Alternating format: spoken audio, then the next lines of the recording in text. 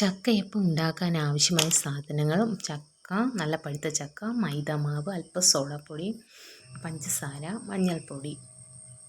ഇവയെ കുറച്ച് മാവെടുത്ത് ആവശ്യത്തിന് മാവെടുത്ത് അതിൽ കുറച്ച് മഞ്ഞൾപ്പൊടി ഇട്ടു, ഒരല്പം ഒരു നുള്ളു മതി സോഡാപ്പൊടി.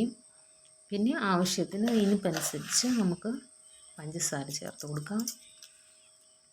ഇതെല്ലാം കൂടെ നന്നായി മിക്സ് ചെയ്തിട്ട് ആവശ്യത്തിന് വെള്ളവും ഒഴിച്ച് നന്നായിട്ട് ലൂസാവണ്ട, കുറച്ചൊന്ന് കട്ടിക്ക് കുഴച്ചെടുത്ത് നന്നായിട്ട് മിക്സ് ചെയ്തു.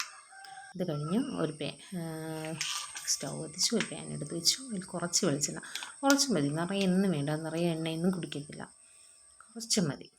എന്നിട്ട് ഓരോ പീസാക്കി എടുത്ത് അതിലേക്ക് ഒന്ന് മുക്കി നന്നായിട്ടൊന്ന് അതിനെ ഒന്ന് മുക്കിയെടുത്ത് നമുക്ക് എണ്ണയിലോട്ട് ഇട്ട് കൊടുക്കാം.